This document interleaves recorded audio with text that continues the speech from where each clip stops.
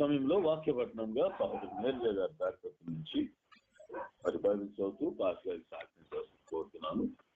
ఇది నాన్న వాక్యోపదేశము దైవ సేవకులు పాస్టర్ రఘునాథ్ డానియల్ గారు ధర్మవరం నుంచి దేవుని వాక్యాన్ని మనకు అందిస్తారు. మరి శ్రద్ధగా విని ఆత్మీయంగా బలపరచబడదాం. వారిని ప్రేమతో ఆహ్వానిస్తూ ఈ సమయాన్ని వారికి అప్పగిస్తున్నాను. ప్రైజ్ గారు ప్రభు నందు ప్రియమైనటువంటి సహోదరి సహోదరులకు దైవజనులకు ఎక్కువ ఉదయకాలంలో శుభములు తెలియజేస్తుంటున్నాను. అది వాక్య భాగంలోకి వెళ్దాము. మత్తయి సువార్త 13వ అధ్యాయము 47వ వచనాన్ని చదువుకుందాము. మత్తయి సువార్త 13వ అధ్యాయం అమ్మా ప్రైజ్లాడమ్మా. మత్తయి సువార్త 13:47వ వచనం చదువుకుందాం. మరియు పరలోక రాజ్యము సముద్రములో వేయబడి నానా విధములైన చేపలను పట్టిన వలను పోలి ఉన్నది. అది నిండినప్పుడు దానిని దరికి లాగి కూర్చుండి మంచి వాటిని గంపలలో చేర్చి చెడ్డ వాటిని బయట పారవేయుదురు. అలాగే యుగ సమాప్తి యందు జరుగును. దేవదూతలు వచ్చి నీతిమంతులలో నుండి దుష్టులను వేరుపరచి వీరిని అగ్నిగుండంలో పడవేయుదురు. అక్కడ ఏడ్పును పండ్లు కొరుకుటయును ఉండును. దేవునికి మహిమ కలుగును గాక. అయితే ఇక్కడ వ్రాయబడినటువంటి వాక్యాన్ని మనం గమనిస్తలేదా, ఇక్కడ రెండవ రాకడ గురించి మనం చూస్తూ ఉంటున్నాం. అయితే మరియు పరలోక రాజ్యము సముద్రంలో వేయబడి నానా విధమైన చేపలను పట్టిన వలను పోలి ఉన్నది. అది నిండినప్పుడు దానిని దరికి లాగి కూర్చుండి మంచి వాటిని గంపలలో చేర్చి చెడ్డ వాటిని బయట పారవేతురు. అలాగే యుగ సమాప్తి యందు కూడా జరుగుతుంది అన్నట్టుగా రాయబడి ఉంది. అయితే మనము నేను ఈ ఉదయకాలం రెండవ రాకడ గురించి చెప్పటలేదు, కానీ అయితే ఏ విధంగా అయితే సముద్రంలో వేయబడిన చేపలలో నానా విధ రకాలైనటువంటి చేపలు పడడం మనం గమనిస్తూ ఉంటాం. అయితే సముద్రంలో వల వేసినప్పుడు అన్ని ఒకే రకమైన చేపలు పడవకులారా. మనకు బాగా తెలుసు, కొన్నిసార్లు ఎండాకాలం పడితే కొన్నిసార్లు పాములు పడే అవకాశాలు ఉంటాయి. కొన్నిసార్లు చిన్న చేపలు, కొన్నిసార్లు జలలంట. మనకు తెలిసినవి కొన్ని రకాల చేపలే ఉంటాయి. కానీ అయితే ఇక్కడ సముద్రం దగ్గర మనం ఆలోచన చేస్తే సముద్రంలో చాలా రకాల చేపలు నివసిస్తూ ఉంటాయి. హల్లెలూయా. అయితే అదే విధంగా మంచి వాటిని ఆ ఒడ్డుకు వచ్చినటువంటి ఆ జాలర్లు మంచి వాటిని ఒక పక్కన ఆ ఎండ్రకాయలంట, పాములంట, వేస్టేజ్ అన్ని వాళ్ళు బయటికి పాడేస్తూ ఉంటారు. అదే విధంగా కూడా యుగ సమాప్తి యందు నీతిమంతులు ఒక పక్క, దుష్టులు ఒక పక్క యుగ సమాప్తి యందు జరుగును అన్నట్టుగా అక్కడ వ్రాయబడి ఉంటున్నది.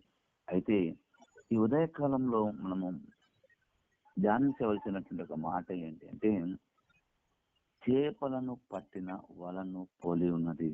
పరలోక రాజ్యము సముద్రములో వేయబడి నానా విధమైన చేపలను పట్టిన వలను పోలి ఉన్నది. ఈరోజు ఈ ఉదయకాలంలో చేపలు అన్నటువంటి మాటను ఈ ఉదయకాలంలో మనం ధ్యానం చేయబోతూ ఉన్నాం. దేవుడు ఈ వాక్యము ద్వారా మనతో మాట్లాడును గాక. ఆమేన్. అయితే ఏ విధంగా అయితే సముద్రములో మనము వలను వేసినప్పుడు, అంటే జాలర్లు వేసినప్పుడు వివిధ రకాలైన చేపలు ఏ విధంగా వస్తాయో, ఈ లోకములో ఉన్నటువంటి విశ్వాసులలో వివిధ రకాల అయినటువంటి విశ్వాసులు ఉంటున్నారు. అయితే చేపల ద్వారా దేవుడు మనతో ఏం మాట్లాడుతున్నాడు అన్నటువంటిది ఒకసారి ఆలోచన చేస్తే, మత్తయి సువార్త 17వ అధ్యాయము 24 నుంచి 27 వరకు మనం ఒకవేళ చదవగలిగితే, మత్తయి సువార్త 17వ అధ్యాయము. వారు కపెర్నహూమునకు వచ్చినప్పుడు అరశకెలు అను పన్ను వసూలు చేయువారు పేతురునొద్దకు వచ్చి, మీ బోధకుడు ఈ అరశకెలు చెల్లింపడా అని అడుగగా, చెల్లించును అనెను. అతడు ఇంటిలోనికి వచ్చి మాట్లాడక మునుపే యేసు ఆ సంగతి ఎత్తి, సీమోనా, నీకేమి తోచుచున్నది? భూరాజులు సుంకమును పన్నును ఎవరి యొద్ద వసూలు చేయుదురు? కుమారుల యొద్దనా, అన్యుల యొద్దనా అని అడిగెను. అతడు అన్యుల యొద్దనే అని చెప్పగా, యేసు అలాగైతే కుమారులు స్వతంత్రులే. అయినను మనము వారికి అభ్యంతరము కలుగజేయకుండునట్లు నీవు సముద్రమునకు పోయి గాలము వేసి మొదట పైకి వచ్చు చేపను పట్టుకొని దాని నోరు తెరచిన ఎడల 1 షెకెలు దొరుకును. దానిని తీసుకొని నా కొరకును నీ కొరకును వారికిమ్మని అతనితో చెప్పెను. మంచిది. ఇక్కడ మనం చూస్తే వారు కపెర్నహూమునకు వచ్చినప్పుడు 1/2 షెకెలను పన్ను వసూలు చేయవారు పేతురు వద్దకు వచ్చి, అంటే ఈ ట్యాక్స్ ను వసూలు చేస్తున్న ఆ సుంకపు గుత్తాదారులు పేతురు వద్దకు వచ్చి అడుగుతూ ఉన్నారు, అయ్యా ఇదిగో మీ బోధకుడు ఈ 1/2 షెకెలు చెల్లింపడా అని వారు బయట ఎక్కడో పేతురును అడుగుతా ఉంటే, పేతురు ఆ పన్ను వసూలు చేసే వ్యక్తి ఇద్దరు యేసుక్రీస్తు ప్రభు వారి యొద్దకు ఇంకా ఇంటిలోనికి వస్తూ ఉండగానే వారు ఇంకా ఏం మాట్లాడక మునిపే యేసు ప్రభు ఏమంటున్నాడంటే సీమోను పేతురును చూచి,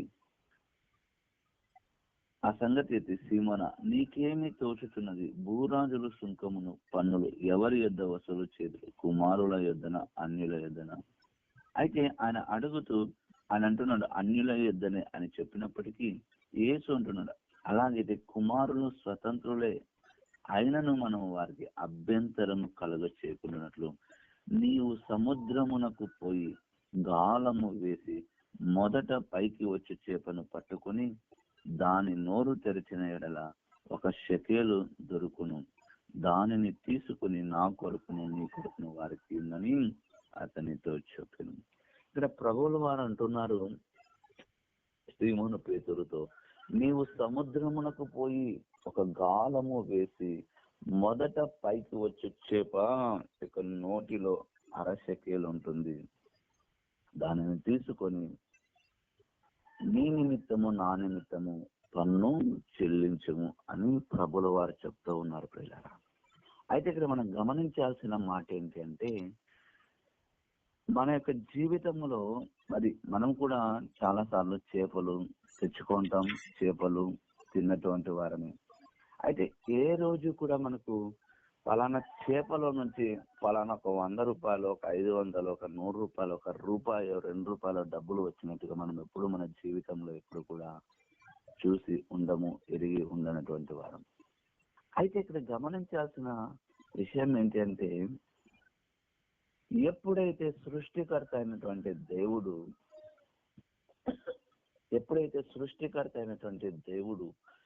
పేతురుతో నీవు సముద్రమునకు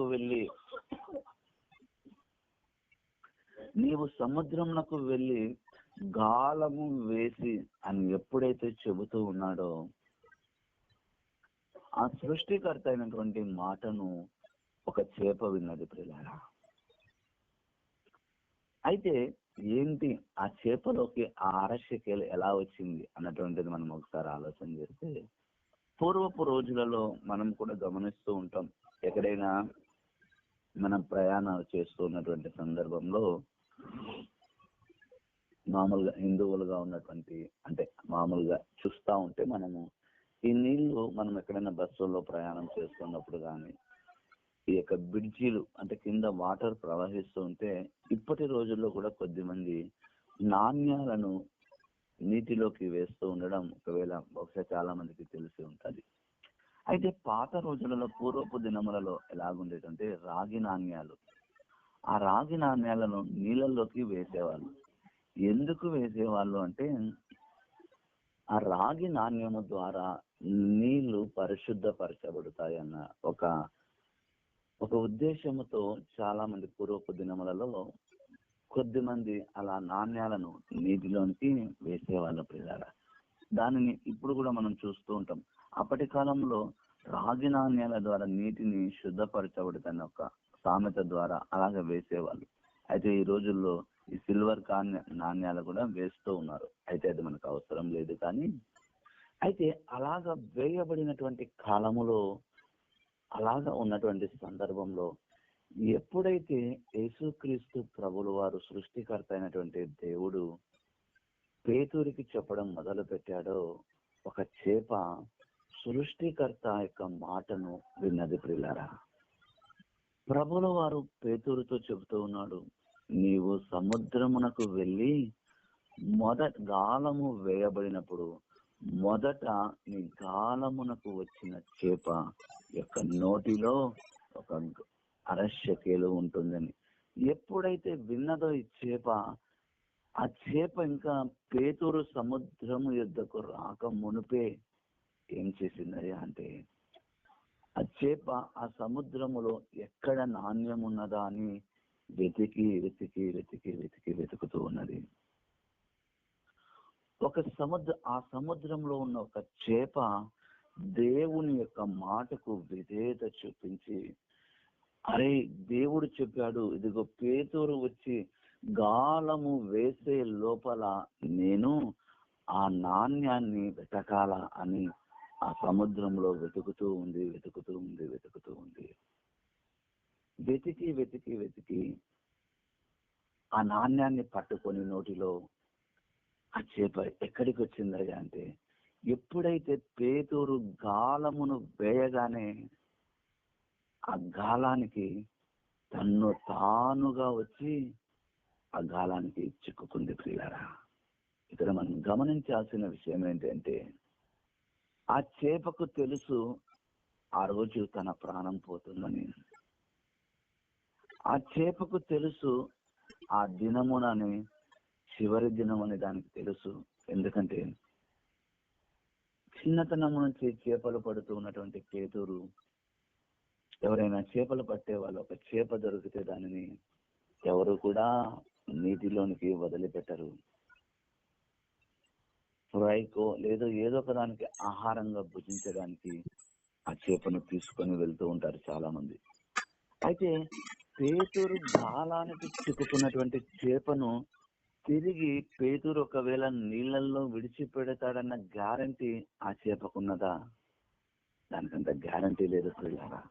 ఒకవేళ ఆ నాణ్యము తీసుకున్న తర్వాత పేతురు ఒకవేళ ఆ చేపను ఇంటికి తీసుకొని వెళ్ళవచ్చు, దానిని ఒకవేళ ఫ్రైలో తను ఏమైనా చేసుకోవచ్చు. అయితే ఆ చేపకు తెలుసు ఆ దినము, ఆ చేపకు చివరి దినం అనేది తెలుసు ప్రియులారా. అది మరణిస్తుందన్నటువంటి విషయము ఆ చేపకు తెలుసు. అయితే ఆ చేప చేసినటువంటి విషయం ఏంటి అంటే, సృష్టికర్త అయినటువంటి మాటకు లోబడి ఉంటున్నది. నా దేవుని యొక్క మాటను వినుట కొరకు నా ప్రాణము పెట్టుటకైనను నేను సిద్ధముగా ఉన్నానని తెలిసి ఆ చేప నీటిలో వెతికి ఆ నాణ్యాన్ని పట్టుకొని పేతురు వేయబడిన గాలానికి చిక్కుకొని గిలగిల కొట్టుకుంటూ పైకి వస్తుంది పిల్లరా. ఈరోజు ఆ చేప ద్వారా మనతో మాట్లాడుతూ ఉన్నటువంటి విషయం ఏంటంటే, ఈరోజు ప్రభు మాట కొరకు, ఒకే ఒక్క మాట కొరకు ప్రభువు సెలవిచ్చిన ఒక్క మాట, నీవు సముద్రములో గాలము వేయి, ఒక చేప వస్తుంది, దానిలో ఒక నాణ్యం ఉంటుందన్న ఒక్క మాటకు విధేయత చూపించి ఆ చేప తన ప్రాణాన్ని పోగొట్టుకుంది ప్రియులారా. ఆ చేప వచ్చింది, ఆ అరశకేలు తీసి వసూలు చేస్తూ ఉన్నటువంటి ఆ ట్యాక్స్ కమిషనర్ కి పేతురు ఇచ్చి వేశాడు. ఆ చేపను పట్టుకొని వెళ్ళిపోయాడు. అయితే ఇక్కడ మనం గమనించాల్సిన మాట ఏంటంటే, ప్రభు చూపిన ఒక్క మాట కొరకు ఆ చేప తన ప్రాణాన్ని పోగొట్టుకుంది ప్రియులారా. ఈరోజు ప్రభు మన కొరకు ఎన్ని విషయాలు చెప్పాడో బైబిల్ గ్రంథంలో. అయితే ఈరోజు ప్రభు కొరకు మనము ప్రాణము పోగొట్టుకునేంతగా ఈరోజు మనము ప్రభు కొరకు పోరాడుతూ ఉన్నామా? దేవుని యొక్క మాట కొరకు మనం నిలవబడాలి ప్రియులారా.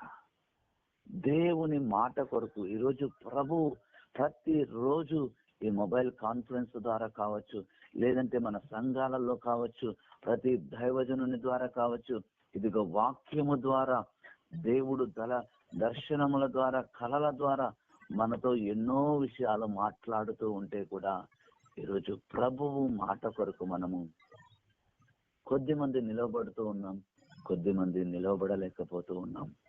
అయితే ఇక్కడ ఉన్నటువంటి చేప తన ప్రాణము పెట్టుటకైనను కూడా వెనుతిరగలేదు ప్రియులారా. ఈరోజు ప్రభు మాట కొరకు మనం ఏం చేస్తూ ఉన్నాం?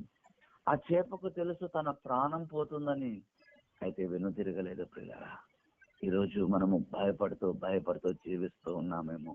ఇదిగో దేవుని కొరకు ఒక రోషము కలిగి ప్రభు మాట కొరకు మన ప్రాణమునైనను, ఆ రోజు ఆది అపోస్తలుల సంఘములో మొదటి శతాబ్దంలో దశాబ్దంలో మనం చూసినప్పుడు వారు తమ ప్రాణములనైనను లెక్క పెట్టక ముందుకు కొనసాగించబడ్డారు. ఈరోజు క్రైస్తవ జీవితంలో అనేక మంది ఏ విధంగా ఉంటున్నారంటే, శ్రమలు వస్తూ ఉన్నాయన్నప్పుడు అబ్బో ఇదిగో సువార్త ప్రకటించాలంటే భయపడుతూ ఉన్నటువంటి దినాలు, ఇదిగో ఎక్కడికన్నా వెళ్ళాలంటే ఈరోజు భయంకరమైన పరిస్థితులు ఉన్నాయి, వాస్తవమే.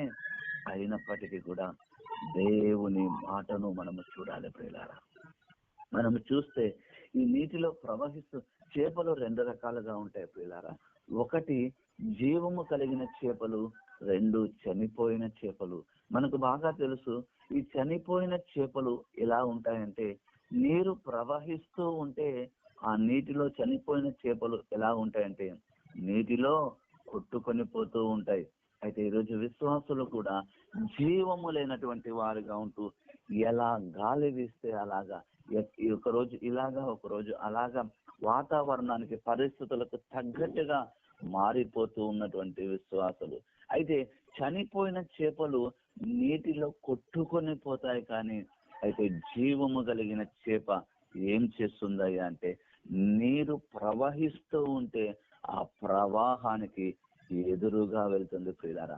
ఆ నీరు కొట్టుకొని పోయినట్లుగా ఈ జీవము కలిగిన చేపలు ప్రవహించవు.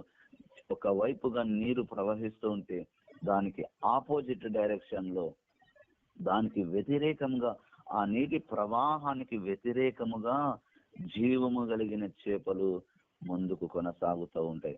కాబట్టి ఈరోజు మనము చనిపోయిన చేపల వలె ప్రాణముతో ఉన్నామంటే ఉన్నామన్నట్టుగా కాకుండా, ఇదిగో చనిపోయిన చేపల వలె ఆ నీటిలో కొట్టుకుని పోయే వారిగా మనము ఉండక జీవము కలిగినటువంటి వారం. ఇదిగో నేనే మార్గము సత్యము జీవము, నా శరీరము తిని నా రక్తము త్రాగువాడే నిత్య జీవము గలవాడని దేవుని యొక్క వాక్యములో ఉంటుండగా, ఇదిగో ఆయన శరీరాన్ని తింటూ ఉన్నటువంటి మనము ఆయనలో ఉన్న జీవము మనలోనికి వస్తుంది ప్రియులారా. కాబట్టి మనము జీవము కలిగినటువంటి వారమే శ్రమలు వస్తున్న ఆ నీటి ప్రవాహానికి మనము ఎదురుగా వెళ్ళేవారిగా, ఒక గొప్ప విశ్వాసముతో మనము ముందుకు వెళ్ళేవారిగా ఉండాలి ప్రియులారా. మన జీవితంలో ఎటువంటి సమస్యలు వచ్చినా, ఎటువంటి కష్టం వచ్చినా, ఎటువంటి ఇబ్బంది వచ్చినా కూడా ఇదిగో మనము ఆ ప్రవాహములో కొట్టుకొని పోయే వారిగా ఉండక వాటికి ఎదురు నిలవబడగలిగిన కృప దేవుడు మనకు అనుగ్రహిస్తాడు. ఎప్పుడైతే మనం ఎదురు వెళ్ళామో ఆ సమస్యను మనము జయించగలుగుతాం. ఇదిగో ఈ మొబైల్ కాన్ఫరెన్స్ లో ఉన్నటువంటి ఏదో ఒక బిడ్డ ఒక భయంకరమైనటువంటి శోధనలో, అసలుకి ఆ పరిస్థితులలో వెళ్ళలేనటువంటి స్థితిలో ఉంటుండగా, ఇదిగో ప్రియ తల్లి దేవుడు నీతో మాట్లాడుతూ ఉన్నాడు. నీవు ఏ పరిస్థితులలో అయితే వెళ్తూ ఉన్నావో ఒక తల్లిని దేవుడు చూపిస్తూ ఉన్నాడు. ఇదిగో ఇప్పుడే ఏడుస్తూ ఉన్నావు నీవు, ఇదిగో ఆ సమస్యల నుంచి నీవు ఏ విధంగా వెళ్ళలేనటువంటి స్థితిలో నీవు ఉంటున్నావు. ఇదిగో నా దేవుడు చెబుతూ ఉన్నాడు, దేవుడు నీ పక్కనే ఉన్నాడు తల్లి. ఇదిగో నీవు ఆ సమస్యను ఎదుర్కోవడానికి దేవుడు నీకు కృపనిస్తూ ఉన్నాడు. ఓ రాబానా షాఖాదాలారమ రీబానా షాబాబాబా యేసు ఓ రామానా షాదాలారవ. ప్రియ తల్లి దేవుడు నీతో మాట్లాడుతున్నాడు. ఇదిగో ఆ సమస్యను, నీవు ఏ సమస్యనైతే చూసి ఇది నేను చేయగలుగుతానా, దాన్ని నేను ఎదుర్కొంటానా, నేను ఒకవేళ బాధపడుతూ ఉన్నావు, భయపడుతూ ఉన్నావు, అయితే దేవుడు నీతో మాట్లాడుతూ ఉన్నాడు. ఇదిగో ఆ సమస్యకు నీవు ఎదురు వెళ్ళగలిగితే నీవు దానిని జయించగలుగుతావు. దేవునికి మహిమ కలుగును గాక. హల్లెలూయా. Thank you Jesus, thank you father, glorify lord. అతి ప్రియమైనటువంటి సంగమా, అయితే ఈరోజు మనము జీవము కలిగినటువంటి దేవుని యొక్క సేవకులు కావచ్చు, విశ్వాసులు కావచ్చు, మనము జీవము కలిగినటువంటి వారమై ఆ నీటి ప్రవాహములో ఎదురేగే వారిగా. కాబట్టి చనిపోయిన చేపల వలె నీటిలో కొట్టుకొని పోయేవారిగా మనం ఉండక ప్రతి సమస్యకు ప్రతి దానికి మనము ఎదురు వెళ్లే రీతిగా. కాబట్టి ఇక్కడ మొదటి చేప, నేను 3 చేపలను నేను మీకు చూపిస్తూ నా మాటలు ముగిస్తాను. అయితే మనకు సమయము కొద్దిగా ఉంది కాబట్టి నా మాటలను ఇంకా ఒక 10-15 నిమిషాలు నా మాటలు ముగిస్తా ప్రియులారా. కాబట్టి మొదటి చేప తన ప్రాణము పోతుందని తెలుసు, అయినప్పటికీ ప్రభువు మాట కొరకు తన ప్రాణాన్ని పెట్టేసింది ప్రియులారా. ఈరోజు ప్రభు మనతో ఎన్నిసార్లు మాట్లాడినప్పటికీ, ఇదిగో నూతన సంవత్సరంలో అడుగు పెట్టినప్పుడు నూతనమైన వాగ్దానాలు, ఇదిగో నేను ఇలాగ బైబిల్ చదువుతా, ఇలాగా ఉంటా, అలాగా ఉంటా అని ఒక 2 నెలలు వాటిని పాటించలేనటువంటి విశ్వాసులు ఎంత మంది ఉంటున్నారో ఈ రోజుల్లో కదా. కాబట్టి ఒక నూతనమైన తీర్మానంతో ప్రభు కొరకు నేను నిలవబడతాను, ప్రభు కొరకు ఒక రోషము కలిగి ఒక పరిచర్య చేస్తా. ఇదిగో పాతపు దినములలో అపోస్తలులలో ఉన్నటువంటి పరిచర్య ఎందుకు జరగడము లేదని దైవజనులకు కూడా ఒక రోషము కలిగి మనము ముందుకు వెళ్ళగలుగునట్లుగా, మన ప్రాణము సైతము పెట్టున్నట్లుగా ప్రభు కొరకు నిలవబడగలిగిన కృప మనందరికీ అనుగ్రహించాలి ప్రియులారా. కాబట్టి మొదటి చేప తన ప్రాణము పోతుందని తెలిసినప్పటికీ కూడా ప్రభు యొక్క మాటకు విధేయత చూపించి ఆ నాణ్యాన్ని పట్టుకొని పేతురు వేయబడిన గాలానికి చిక్కుకొని తన ప్రాణాన్ని పెట్టేసింది పిల్లరా. ఈరోజు దేవుని వాక్యము కొరకు మన ప్రాణమును పెట్టుటకైనను తిరిగినటువంటి కృప దేవుడు మనకు అనుగ్రహించును గాక. అయితే 2వ చేపలోనికి వద్దాం.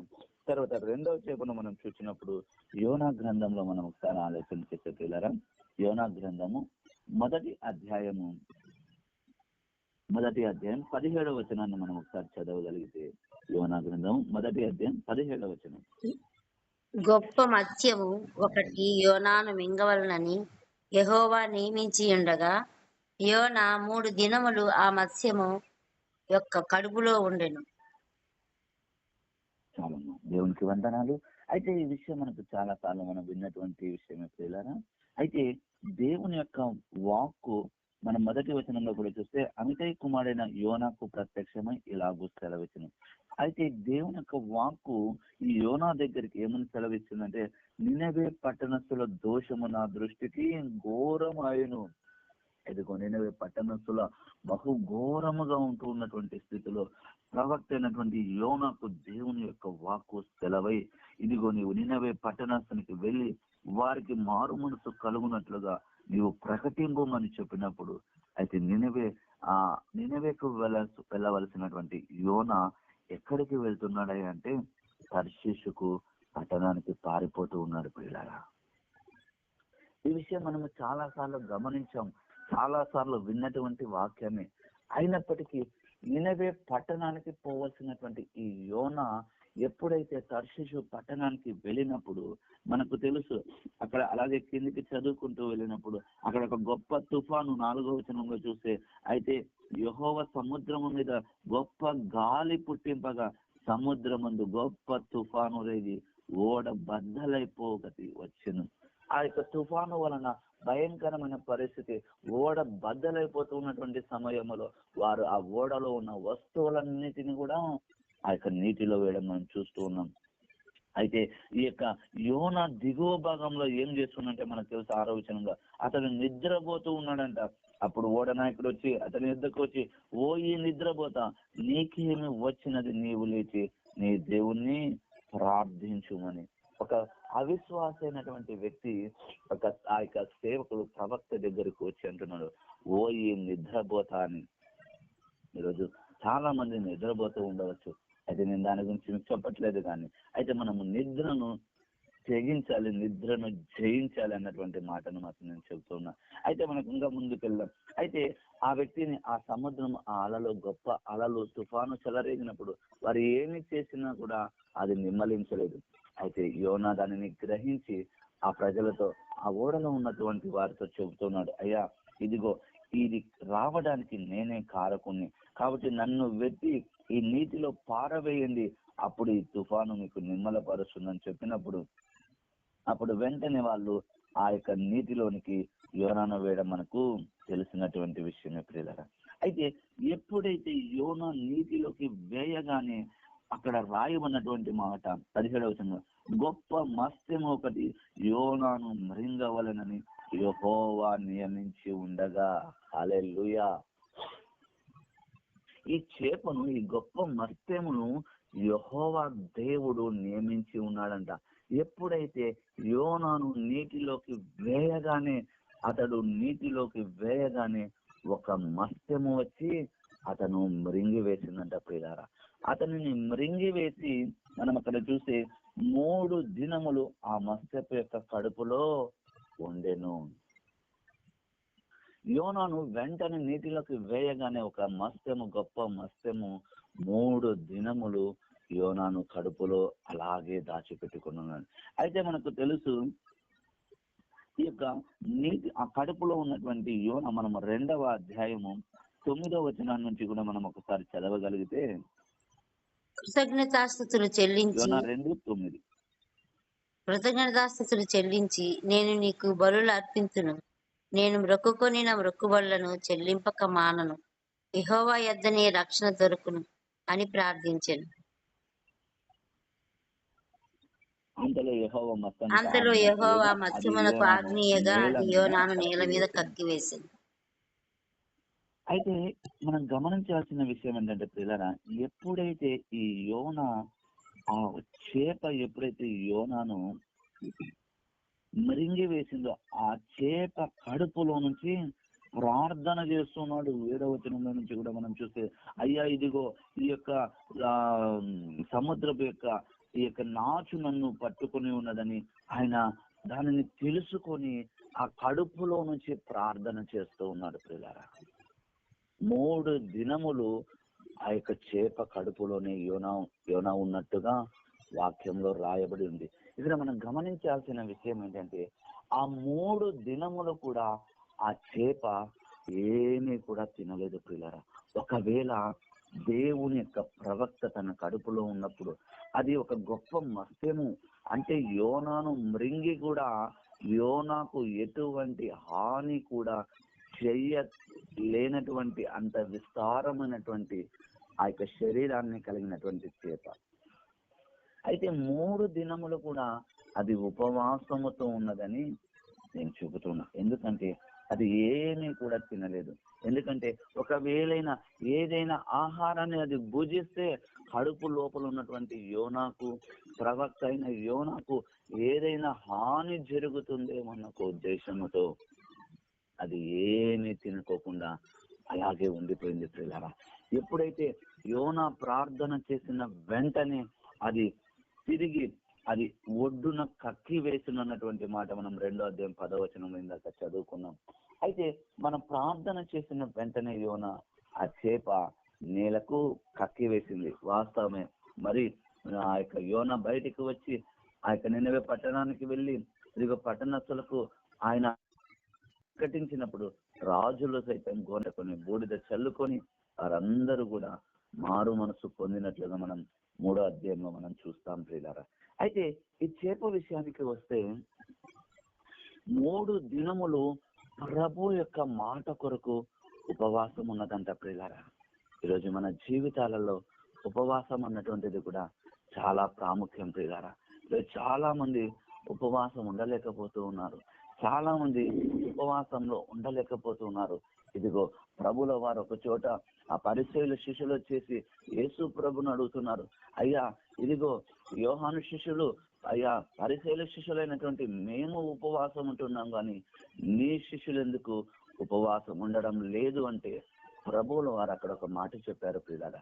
ఇదిగో పెళ్లి కుమారుడు తమ యొద్ద ఉన్నప్పుడు పెళ్లి ఇంటి వారు ఉపవాసము చేయదగున, ఇదిగో పెళ్లి కుమారుడు వారి యొద్ద నుండి కొనిపోబడు దినములు వచ్చును, అప్పుడు వారు ఉపవాసము చేతురు అని ప్రభువుల వారే చెప్పారు ప్రియులారా.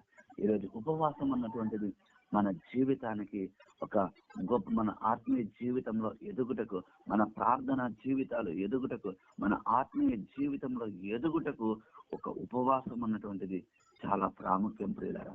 దేవుని కృపను బట్టి మనం ఉపవాసంలో మంచిదే, వారానికి ఒకసారి ఉన్నటువంటి వారు ఉండవచ్చు, లేదంటే సంవత్సరానికి 40 రోజులు, ఈ గుడ్ ఫ్రైడే సందర్భంలో వచ్చే ఆ లెంట్ డేస్ లో వచ్చే 40 రోజులు మాత్రమే మనం ఉపవాసము చేయవారిగా కాకుండా, ఇదిగో ప్రభు కొరకు మనము మనకు వీలైతే ఆరోగ్యం ఉన్నటువంటి వారు మనము ఎందుకని ఉపవాసాన్ని మనము ప్రకటించుకోకూడదు?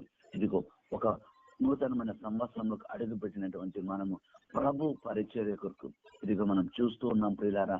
రాజస్థాన్ లో మనం గమనిస్తే ఆ యొక్క దేశ నాయకులు ఆ రాజ్య నాయకులు ఒక చట్టాన్ని అమలు చేస్తూ ఉన్నారంట. ఇదిగో ఎవరైనా క్రీస్తును అంగీకరిస్తే 25,000 జరిమానా కట్టాలంట ప్రియులారా. ఎవరైనా బాప్తిస్మం తీసుకుంటే బాప్తిస్మం తీసుకోవాలి అంటే 25,000 జరిమానా కట్టి గవర్నమెంట్ కి బాప్తిస్మం తీసుకోవాలి అని కొత్త చట్టము రాజస్థాన్ లో వాళ్ళు మొదలు పెట్టారు ప్రియులారా. చూసారు ఎంత భయంకరమైన చట్టాలు వస్తున్నాయో. ఇదిగో మనం కూడా చూసాం. మార్చి 1వ తారీఖున ఎవరో ఆయన పరిపూర్ణానంద స్వామి అంట ఎవరో ఒక వ్యక్తి ఎవరో ఒక ఆయన పిలుపునిచ్చారంట. 50,000 మంది వచ్చి 3 గ్రామాల మీదకి వెళ్ళి ఆ 3 గ్రామాలలో క్రైస్తవులు ఉన్నారు, వారిని చంపాలి అని చెప్పేసి ఆయన యూట్యూబ్ ద్వారా పిలుపునిచ్చాడు. 50,000 మంది 1వ తారీఖున వచ్చి ఆ ప్రజలను ఆ యొక్క చంపాలని ఎంత ఘోరంగా ప్రయత్నిస్తున్నారంటే ఇటువంటి రోజులలో మనం ఉంటున్నాం. చూసారా, బాప్తిస్మం తీసుకోవాలంటే 25,000 జరిమానా. ఎంత కొత్త చట్టాలు వస్తున్నాయి. ఇటువంటి రోజులలో ఉన్న మనము ఎందుకు ప్రభు యొక్క పాదాల దగ్గర మరియా మార్తాను చూసినప్పుడు మార్తా విస్తారమైన పనులు, ఈరోజు విశ్వాసులకు అనేకమైన పనులు ఉంటున్నాయి, కానీ ప్రభు పాదాల దగ్గర కూర్చోవటమే ఉత్తమమైనది అని ప్రభు చెప్పడా లేదా? కాబట్టి ఈరోజు మనం ఒక ఉపవాసాన్ని ప్రకటించుకుందామా ప్రభు కొరకు? ఇదిగో రాబోయే రోజులలో నేను చెబుతూ ఉన్నా, ఏప్రిల్ తర్వాత నేను ఒకసారి మా మందిరంలో కూడా ప్రకటించే ప్రియులారా, ఏప్రిల్ తర్వాత పరిస్థితులు మారబోతూ ఉన్నాయి. కాబట్టి అనుకున్నట్టుగా ఉండవు. ఏ కరువైనా రావచ్చు, ప్రభుత్వాలు మారవచ్చు, పరిస్థితులు మారవచ్చు, పరిస్థితులు మనకు అనుకూలంగా ఉండవు ప్రియులారా. అయితే మనం రోషము కలిగి ప్రభు కొరకు నిలబడాలా. ఇదిగో ప్రభు మనతో మాట్లాడుతూ ఉండగా మనల్ని మనం ప్రకటించుకుందామా? మనము ప్రభు కొరకు నిలవబడదామా? ఇదిగో పరిస్థితులు యొక్క శాసనాలు మార్చబడుతూ ఉన్నాయి. ఇదిగో బాప్తిస్మము తీసుకోవాలంటే 25,000 జరిమానా కట్టాలి అని రాజస్థాన్ లో చట్టము మొదలైంది ప్రియులారా. దానిని వారు అమలు చేస్తూ ఉన్నారు. ఇదిగో 1వ తారీఖున భయంకరమైన పరిస్థితి. ఇలాంటి భయంకరమైన పరిస్థితులు మన దేశంలో జరుగుతూ ఉన్నాయి. ఇదిగో మన దేశంలో జరుగుతూ అనేక రాష్ట్రాలలో మనకు తెలుసు, గడిచిన సంవత్సరంలో భయంకరమైన పరిస్థితులు వివిధ రాష్ట్రాలలో క్రైస్తవులను భయంకరంగా హింసించినట్టుగా మనం చూస్తూనే ఉన్నాం. రాబోయే రోజులలో మన రాష్ట్రంలో రాకపోదులే అని మనం అనుకోవడానికి లేదు. పరిస్థితులు ఎలాగైనా మార్చబడవచ్చు. అయితే మనం రోషము కలిగి ప్రభువు కొరకు మనము ప్రార్థన పరులమై పరిస్థితులు ఇంకనలాగా రాకమునుపే వాటిని అధిగమించగలిగిన కృప వారందరి కొరకు మనము ప్రార్థించవలసినటువంటి భారము మన మీద ఉంది ప్రియులారా. కాబట్టి 2వ చేప ఉపవాసం గురించి చెబుతున్నది. మనకి సమయం లేదు కాబట్టి నేను ఇంకొక చేపను గురించి చెప్పి నా మాటలు ముగిస్తా ప్రియులారా. కాబట్టి మొదటి చేప దేవుని యొక్క మాట కొరకు తన ప్రాణాన్ని పెట్టేసింది. 2వ చేప దేవుని యొక్క మాట కొరకు ఉపవాసముతో 3 దినములు ఉపవాసముతో ఉండి తన ప్రవక్తను కడుపులో దాచుకొని నేలన కట్టివేసింది పిల్లారా. అయితే 3వ చేపలోనికి వద్దాం. యోహాను సువార్త 21వ అధ్యాయము 9-10 వచనాలను మనం చదువుకొని నా మాటలు ముగిస్తాను పిల్లల, సమయం అవుతుంది కాబట్టి. యోహాను సువార్త 21:9-10 వచనాలు. వారు దిగి దరికి రాగానే అక్కడ నిప్పులను వాటి మీద ఉంచబడిన చేపలను రొట్టెయు కనబడెను. యేసు, మీరిప్పుడు పట్టిన చేపలలో కొన్ని తీసుకుని రండని వారితో చెప్పగా, సీమోను పేతురు దోణి ఎక్కి వలను దరికి లాగెను. అది 153 గొప్ప చేపలతో నిండి ఉండెను. గొప్ప చేపలతో నిండి ఉండెను. మంచిది. అయితే ఇక్కడ మనము గమనిస్తే ఇక్కడ ఉన్నటువంటి సందర్భం ఏంటంటే, యేసుక్రీస్తు ప్రభుల వారు ఈ భూమి మీదకి వచ్చి ప్రాణము పెట్టి తిరిగి లేచిన తర్వాత ఆయన వెంటనే పరలోకానికి వెళ్ళలేదు, కానీ ఒక 40 దినములు ఆ భూమి మీదనే ఉంటూ ఆ శిష్యులకు కనబడుతూ, చాలా సందర్భాల్లో కనబడుతూ ఉన్నటువంటి సందర్భం. అయితే ఎప్పుడైతే యేసుక్రీస్తు ప్రభుల వారు ఆయన పునరుత్థానుడై తిరిగి లేచిన తర్వాత శిష్యులంతా వెంటనే ఏం చేశారంటే వారు తిరిగి యథాస్థితికి వచ్చేశారు. శిష్యులు ఎప్పుడు నిలబడ్డారా అంటే ప్రభువు పరలోకానికి వెళ్ళిన తర్వాత, మేడగదిలోనికి వచ్చిన తర్వాత, పరిశుద్ధాత్మను పొందుకున్న తరువాత వారు అభిషేకించబడి అప్పుడు స్థిరంగా నిలబడ్డారు. కానీ అయితే ఆయన పునరుత్థానుడైన తర్వాత కూడా వారు యథాస్థితికి వచ్చారు. మనం చూస్తే 3వ వచనంలో సీమోను పేతురు నేను చేపలు పట్టబోదునని వారితో అనగా వారు మేమును కూడా నీతో వచ్చేదమనేది. వీరు తిరిగి ఏం చేశారు అంటే చేపలు పట్టడానికి మళ్ళీ వెళ్ళారంట. అయితే వారు చేపలు పట్టడానికి వెళ్ళారు కానీ అయితే అక్కడ మళ్ళీ ప్రభువు మరి వారిని గమనించి యేసు వారిని వారి యొద్దకు వచ్చి 5వ వచనం అంటున్నారు, యేసు పిల్లలారా భోజనమునకు మీ యొద్ద ఏమైనా ఉన్నదా అని వారితో అడిగాడు. పిల్లలారా అయితే వారు ఏమంటున్నారయ్యా అంటే ఇదిగో మీరు కుడి ప్రక్కన వేయండి. వారైతే చేపలు పడదామని ప్రయత్నించారు కానీ వారికి దొరకలేదు. అయితే ఆయన కుడి ప్రక్కన వేయమన్నప్పుడు ఆ చేప బహు విస్తారముగా పడినందున వారు వల లాగలేకపోయారంట. అయితే ఆయన యేసుక్రీస్తు ప్రభు అని వారు మళ్ళీ గుర్తుపట్టారు. ఇదిగో మీ యొద్ద ఏమైనా ఉన్నవా అని 9వ వచనంలో అడిగినప్పుడు, 5వ వచనంలో అడిగినప్పుడు అక్కడ నిప్పుల మీద ఉంచబడిన చేపలు. హల్లెలూయా. ఈ చేప ఏం చేసింది అంటే శిష్యుల యొక్క ఆహారాన్ని తీర్చగలిగాయి. అలాగే ప్రభువు అయినటువంటి సృష్టికర్త అయినటువంటి దేవుని యొక్క ఆహారం అంటే ఆకలిని కూడా తీర్చగలిగింది. ప్రియులారా ఈరోజు ఈ 3వ చేప గురించి నేను చెప్తూ నా మాటలు ముగిస్తాను. ప్రియులారా ఈ 3వ చేప నిప్పుల మీద ఉంచబడినటువంటి చేప. నిప్పుల మీద ఉంచబడిన చేప దేనికి సాదృశ్యం అంటే శ్రమలు, బహుశ్రమలకు సాదృశ్యంగా ఉంటున్నాయి. కాల్చబడుట. అయితే ఈరోజు 10 మంది జీవితములలో ఒకవేళ బహు శ్రమలలో ఒకవేళ వెళ్తూ ఉండవచ్చు. అయితే మనం గమనించాల్సినటువంటి విషయం ఏంటంటే మనము దేవుని పని కొరకే, వస్తూ ఉన్నటువంటి శ్రమ దేవుని కొరకే, దాని తదనంతరము దేవునికి మహిమ కలిగిన కార్యాన్ని జరిగిస్తాడు. పిల్లగా కాబట్టి 3వ చేప నిప్పుల మీద ఉంచబడినటువంటి చేప. 10 మంది జీవితములలో బహు ఘోరమైనటువంటి శ్రమలు, కష్టాలు, దుఃఖము, అవమానము కలుగుతూ ఉండవచ్చు. అయితే విచారించవలసిన పని లేదు. ఒకవేళ అనుకోవచ్చు, అరే నేను ప్రార్థన చేస్తూ ఉన్నా, నేను ఉపవాసము చేస్తూ ఉన్నా, మందిరానికి వెళ్తూ ఉన్నా, 10వ భాగములో ఇస్తూ ఉన్నా, అయినప్పటికీ నా జీవితంలో ఎందుకు ఈ శ్రమలో అని ఒకవేళ 10 మంది అనుకోవచ్చు. ప్రియులారా అయితే అది దేవుని చిత్తమై ఉంటున్నది. కొన్నిసార్లు ఇదిగో శ్రమలు పడడము కూడా దేవుని యొక్క వాక్యము సెలవిస్తుంది. మీరు ఇదిగో ఈ లోకములో మనము శ్రమపడి పరలోక రాజ్యములో మనము అడుగు పెట్టవలసి ఉన్నదని ప్రభువే చెప్పి ఉన్నాడు. ప్రియులారా ఇదిగో సమయంగా అయిపోతుంది కాబట్టి నా మాటలు ముగిస్తుంటున్నా. ఈ 3 చేపల ద్వారా ప్రభు మనతో మాట్లాడుతూ ఉండగా మొదటి చేప సృష్టికర్త అయినటువంటి మాటను విని తన ప్రాణాన్ని పెట్టేసింది. పిల్లారా 2వ చేప ప్రభు యొక్క మాట కొరకు 3 దినములు ఉపవాసము ఉండి ప్రవక్తను తన కడుపులో దాచుకుని దేవుని చిత్తాన్ని నెరవేర్చింది. ఈ 3వ చేప నిప్పుల మీద కాల్చబడినటువంటి చేప ప్రభు యొక్క ఆకలిని తీర్చడానికి, తను తాను కాల్చడానికి కూడా సిద్ధపరచుకున్నటువంటి చేప.